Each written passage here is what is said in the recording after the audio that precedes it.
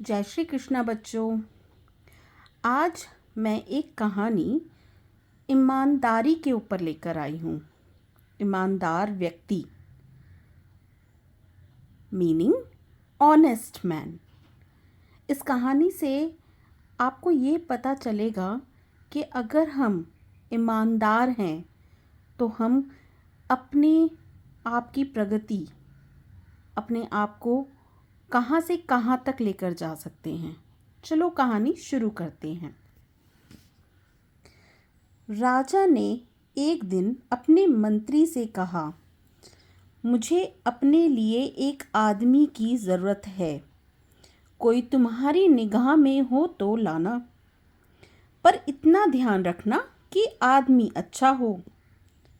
बहुत दिनों की जांच पड़ताल के बाद मंत्री को एक आदमी अच्छा लगा। उसने उसकी नौकरी छुड़ा दी और उन्नति का आश्वासन देकर राजा के सामने पेश किया। बच्चों, इस कहानी में जो शब्द आपको समझ ना आए वो आप मुझसे कमेंट में पूछ सकते हैं। बहुत देर तक तो राजा को अपनी ही बात याद ना आई। बाद में बोले, हाँ, उस समय शायद कोई बात मन में थी, पर अब तो कोई बात नहीं। मंत्री ने कहा, हुजूर, मैंने इसे हजारों में छाटा है और बढ़िया नौकरी से छुड़ाकर इसे लाया हूँ।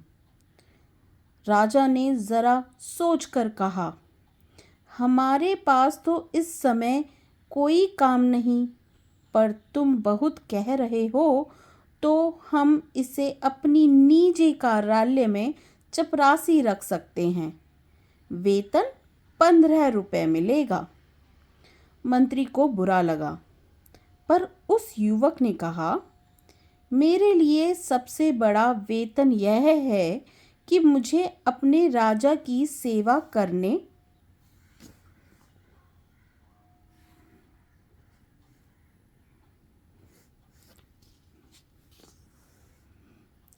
करने का मौका मिलेगा। ऐसा कहकर वह तैयार हो गया। मंत्री जब उसे कार्यालय में छोड़ गया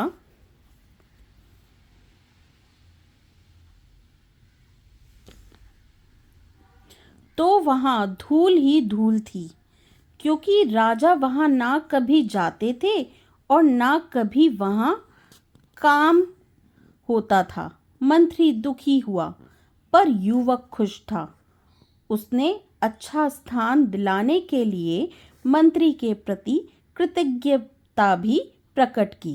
कृतज्ञता मतलब आभार। हम किसी के प्रति ग्रैटिट्यूड दिखाते हैं तो उसको कृतज्ञता कहते हैं। उसने लगातार कई दिनों तक उस कार्यालय को साफ किया और उसे शाही कार्यालय का रूप दिया। उस कार्यालय में एक छोटी सी कोठरी थी। कोठरी सुना है बच्चों कभी आपने? कोठरी एक छोटी सी अलमीरा समझ सकते हैं आप। युवक ने उसकी जांच पड़ताल की तो पता चला कि पिछले सालों में राजा के पास जो पत्र आए थे उनके लिफाफों का ढेर उस कोठरी में था। उसमें बहुत से लिफाफों पर सोने की पच्चीकारी थी और रत्न जड़े थे। ये वे लिफाफे थे जो विवाह आदि के शुभ अवसरों पर दूसरे राजाओं और बादशाहों के यहाँ से आए थे। युवक ने कारीगर लगाकर सब कीमती सामान लिफाफों पर से उतरवा लिया और बाजार में बेच दिया। इससे कई हजार रुपए मिले। उनमें से कुछ से तो उसने कार्यालय के लिए सामान खरीदा और बाकी सरकारी खजाने में जमा कर दिए। जहां वह सामान बिका उसकी भी रसीद ली और जहां से वह सामान खरीदा गया उसकी भी। राजा का निजी कार्यालय सचमुच शाही कार्यालय हो गया। चुगलखोरों ने राजा से उसकी शिकायत की। वह रुपया लुटा रहा है।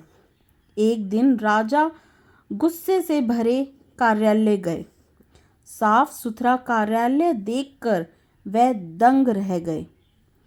फिर भी उन्होंने तेज आवाज में पूछा, तुमने यह सजावट किसके रुपए से की? कार्यालय के रुपए से हुजूर, कहकर उसने रद्दी की कहानी सुनाई और खजांची से गवाही दिलाई कि कार्यालय का सामान खरीदने के बाद बचा हुआ रुपया खजाने में जमा किया गया है। राजा उस युवक पर प्रसन्न हो गए और उसे उन्होंने अपने राज्य का वित्त मंत्री बना दिया। बच्चों, वित्त मंत्री, फाइनेंस मिनिस्टर। दूसरे मंत्री इससे परेशान हुए क्योंकि वह ना कोई बेईमानी करता था ना करने देता था। जो भी मंत्री राजा के पास जाता, किसी न किसी बहाने उस युवक की शिकायत करता जिससे वह राजा की नज़रों में गिर जाए। एक रात को 2 बजे राजा ने अपने सेनापति को बुलाकर कहा, हमारे सब मंत्रियों को उनके घरों से उठाकर इस कमरे में ले आओ, लेकिन वे जिस हालत में हो वे उसी हालत में लाए जाएं। अच्छे से समझ लो हमारे हुक्म को। अगर कोई पलंग पर सो रहा हो तो उसे पलंग सहित ज्यों का त्यों लाया जाए, और कोई कालीन पर बैठा चौपड़ खेल रहा हो तो उसे कालीन समेत लाया जाए। कोई 1-2 घंटे में सब राजा के बड़े कमरे में आ गए। 8 में से तो 7 मंत्री नशे में थे। उनमें से कुछ जुआ खेल रहे थे।